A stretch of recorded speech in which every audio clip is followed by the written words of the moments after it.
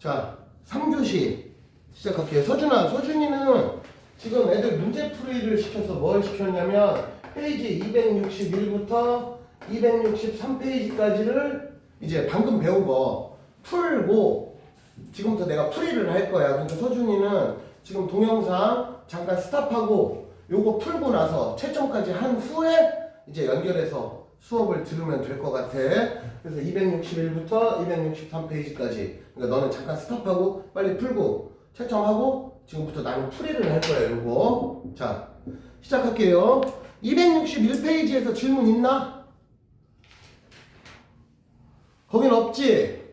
할만하지? 그럼 261페이지는 내용이 그렇게 어렵지 않으므로 넘어갈게요. 262페이지. 그냥 여기는 262, 263은 내용이 얼마 안 되니까 쉬워. 보다시피. 근데 그냥 내가 순서대로 한번 다 풀어볼게. 자, 그림을 보면 가나 다 라를 보면 가는 보자마자 저거는 연속 스펙트럼이야. 그치?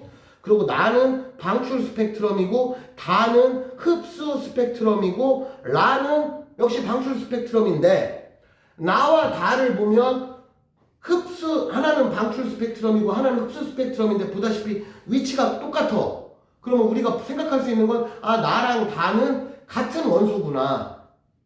보통 원소다 그러면 그냥 원자라고 생각하면 돼. 그 다음에 라를 봤더니 이놈저놈 섞여 있거나 아니면은 적어도 나, 다랑 라는 다른 원자이거나 뭐 대충 그런 얘기야.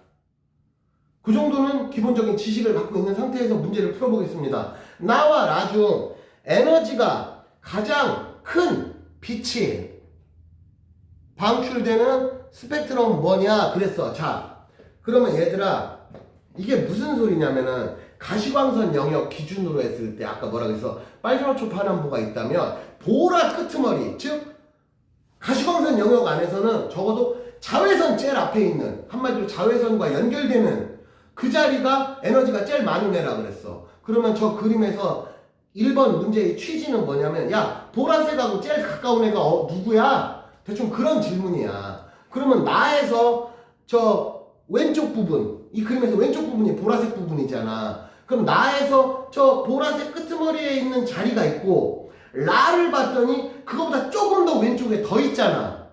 그러니까 라가 더 많은 에너지를 방출하는 빛이 있는 거지. 이건 질문의 취지가 그런 얘기야. 응? 그 다음에 괄호 안에 알맞은 값을 고르시오. 나는 방출 스펙트럼이고 다는 흡수 스펙트럼이다. 이런 거 쉽지? 백열등에서 나오는 빛을 분광기로 관찰하면 이건 연속 스펙트럼이지. 백색광, 우리가 흔히 백색광이라고 부르는 애들은 연속 스펙트럼이야.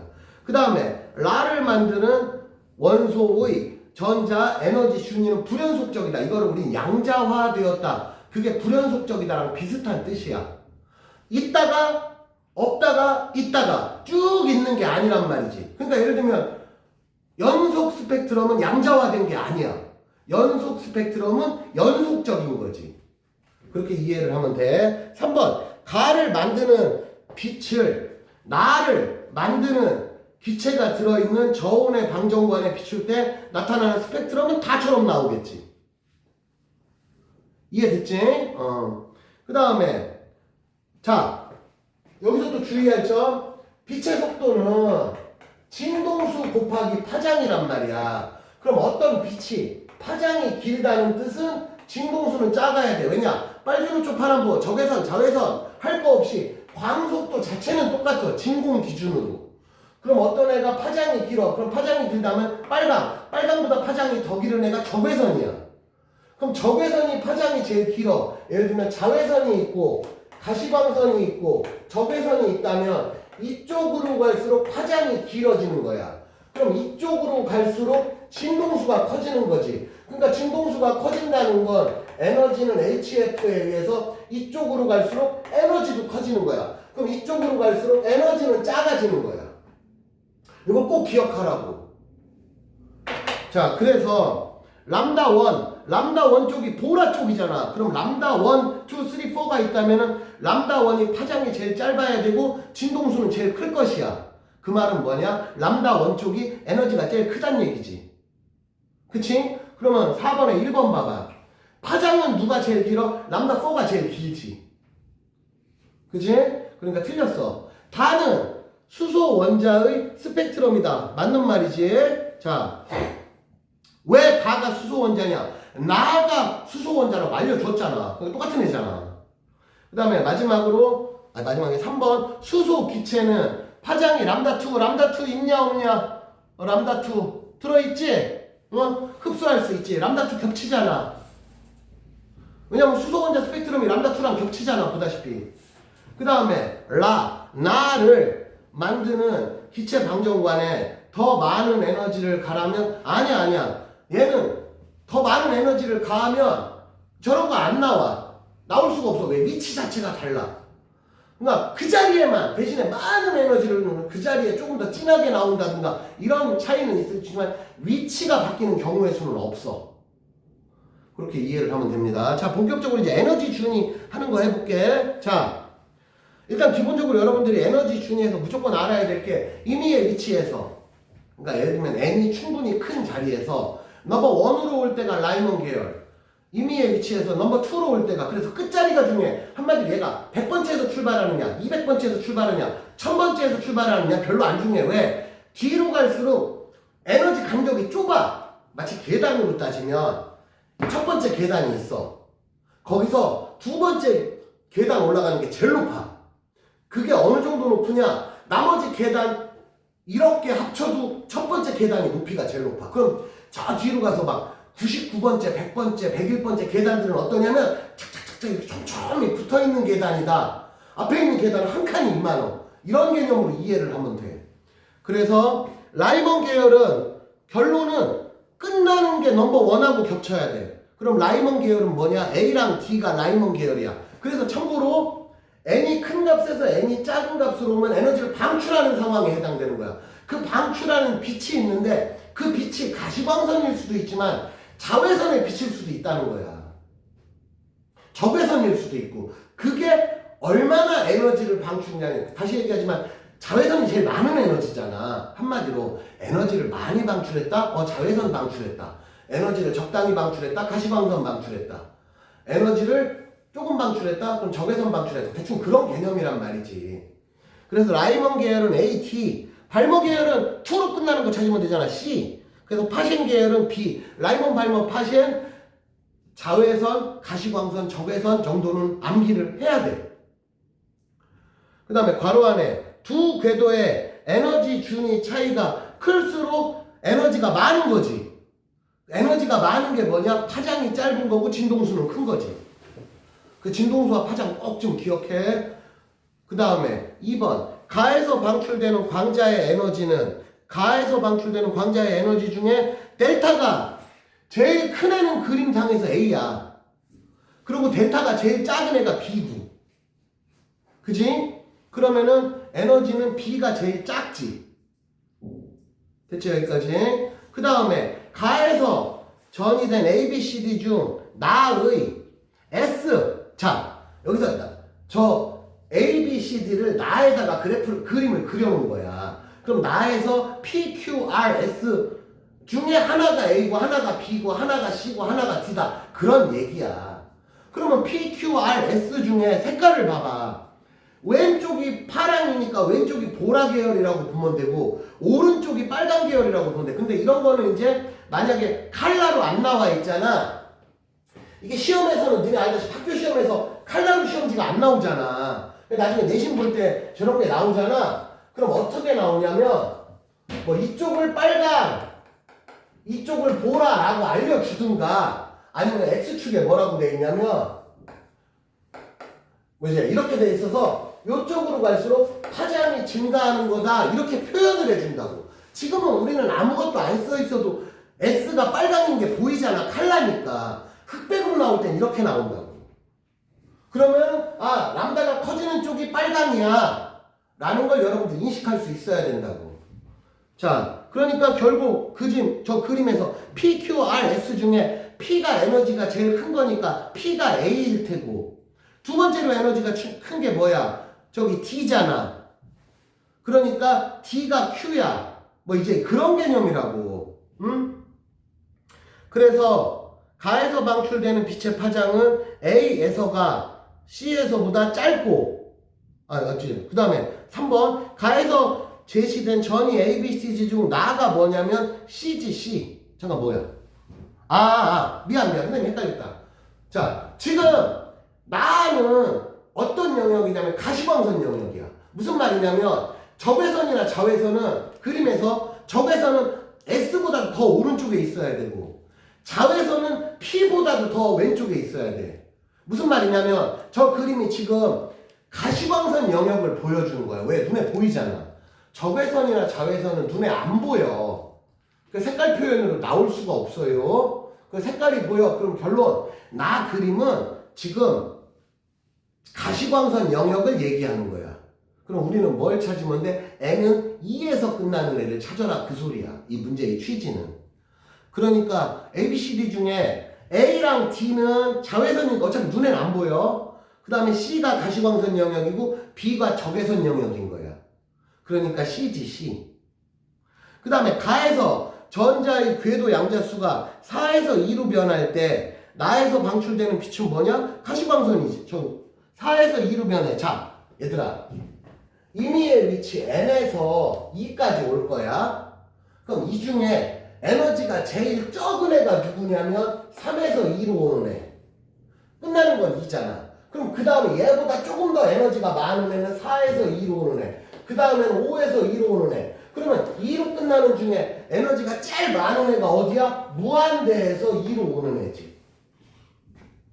그러면 3에서 2로 오는 게 2로 끝나는 중에서는 에너지가 제일 작은 애지. 그러면은 가시광선 영역 중에서 에너지가 제일 작은 애가 누구야? 빨강 얘기하는 거고. 이거는 보라겠지, 그러면은. 그럼 여기서부터 아래로 내려갈수록 빨주노초 파란보 쪽으로 치우치겠지. 그러니까 질문. 가에서 4에서 2로 변해. 그러면은 4에서 2로 변한다는 거는 가시광선 영역 중에서 두 번째로 에너지가 작은 애야. 그러니까 뭐야? 저 그림에서 PQRS 중에 두 번째로 에너지가 작은 애가 뭐야? R이지. 만약에 3에서 2로 변하는 애가 누구야? 그럼 S가 되는 거고. 이해됐지? 그 다음 5번. 가에서 에너지 준이 양자화되어 있다. 맞는 말. 2번. A에서 방출되는 광자의 에너지와 D에서 방출되는 광자의 에너지 차이는 뭐냐? E4 E2. A랑 D랑 델타가 저만큼이잖아. 승아야, 이 정도 이해되지? 그 다음에 나의 스펙트럼에서 나타난 빛은 전부 다 나가 뭐야? 나가 저거지. 라이먼 계열이 아니고 발머 계열이지. 발머 계열. 가시광선이잖아. 그 다음에 바닥 상태에 있는 전자는 P를 흡수할 수 있다. 바닥 상태에 있는 전자는 P가 뭐냐면은 저기 뭐냐 넘버 2랑 상관이 있는 애잖아. 바닥 상태는 뭐야? 넘버 n은 1일 때잖아.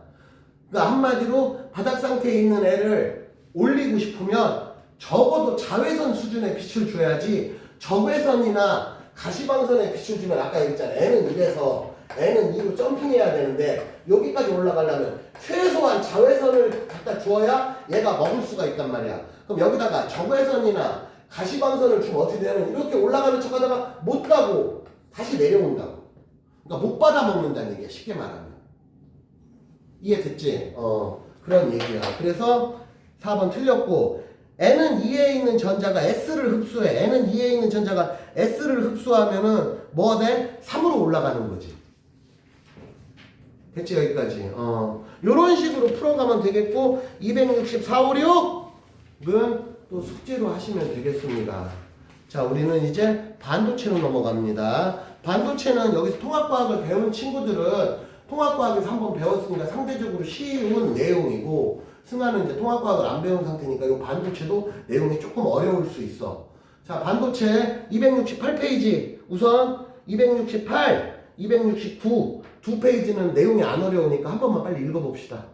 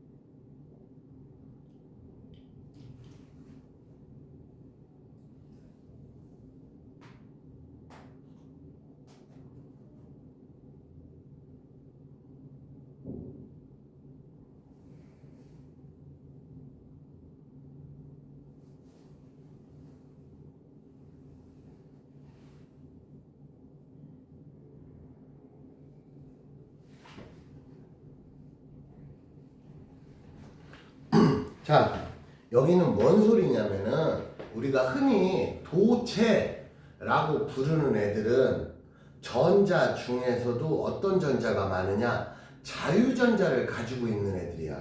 그러니까 모든 원소는 기본적으로 무수히 많은 전자를 가지고 있어. 그리고 대부분의 전자들은 아까 원자핵에 의해서 속박당해 있다. 속박당해 있다가 뭔 소리냐? 한마디로 원자핵이 전자를 쥐고 있단 말이야. 그러니까 대부분의 경우는 전자들이 내 맘대로 못 움직여. 그런데 원소의 특징에 따라서 그래서 통합과학에서 주기율 배울 때 뭐라고 제일 바깥에 있는 전자를 무슨 전자라고 불렀어? 그렇지, 기억나지? 원자가 전자야. 그러니까 안쪽에 있는 전자보다는 바깥에 있는 전자가 떼내기가 쉬울 거 아니야. 밖에 있는 전자를 뗄 수는 있어도 안쪽에 있는 애 겁나 빡세. 왜? 원자핵하고 가까우니까 그만큼 많은 힘이 필요해. 그럼 내가 굳이 전자를 하나 떼려면 안에서 뗄 이유가 없지. 밖에 있는 놈, 제일 만만한 놈 하나만 딱 떼면 되지. 그래서 밖에 있는 전자가 떨어지기가 쉽고 그게 원자가 전자잖아. 그래서 흔히 껍데기 전자라고 불렀잖아. 그럼 여기도 마찬가지야. 원자가 띠라는 게 얘가 띠가 이렇게 많아. 그 중에 제일 바깥에 이 띠를 원자가 띠라고 부르는 거야. 그러면 왜 띠가 만들어지냐? 아까 전자가 원자핵이 있으면 전자가 예를 들면 이 자리를 돌아. 근데 또 다른 옆에 있는 원자가 있으면 얘도 똑같이 n은 1이라고 쳐보자. 그럼 얘네들은 정확하게 같은 위치를 돌지 못해요. 왜 그러느냐? 전자와 전자 사이에 반발력이 생긴단 말이야. 전기적으로 척력이 생길 거 아니야. 그래서 미세하게 틀어져. 근데 그 미세함이 말 그대로 진짜 아주 조금. 근데 그러면 우리가 이제 면을 그린다고 치면 얘들아 선 하나 그려. 선 하나 그려. 좀 이따 선 하나 그려. 몇 개 그리면 이렇게 틈새가 보이지만 여기에 내가 선을 이렇게 개를 그려. 그럼 나중에 어떻게 보여? 면이 돼버릴 거 아니냐. 응? 뭐 100개 1000개 레벨이 아니고 한 1억 개를 똑같은 자리에다가 똑같진 않지. 정확하게는 미세하게 다른 자리를 1억 번 그리는 거야. 그럼 나중에 걔네들이 사실은 틈새가 거의 없어 보이겠지. 왜? 전자의 개수는 거의 무한대급이라고 생각하면 돼. 우리가 셀 수 있는 레벨이 아니야. 그래서 그렇게 만들어지는 띠를 원자가 띠라고 불러. 이거를 에너지 중위로 따지면 얘가 첫 번째 띠야. 원래는 원자 한 개만 있으면 여기 하나, 여기 하나. 이게 N은 1, 아까 배운 게 N은 2 이런 개념인데 원자들이 우하고 뭉쳐 있어. 그러면은 첫 번째 띠, 두 번째 띠, 세 번째 띠 이런 개념이고 여기는 아까 얘기했지만 전자가 존재할 수 없는 공간이라고 그랬잖아. 그리고 참고로 그림엔 이렇게 나와 있지만 띠와 띠 사이의 간격은 생각보다 상당히 멀다라고 생각을 하면 돼. 야, 나 지금 전화 와가지고 이거 스팸 전화 와가지고 잠깐 끊을게. 이거 끊으면 동영상 끊기니까 바로 연결해서 할게. 이상한 전화 왔어.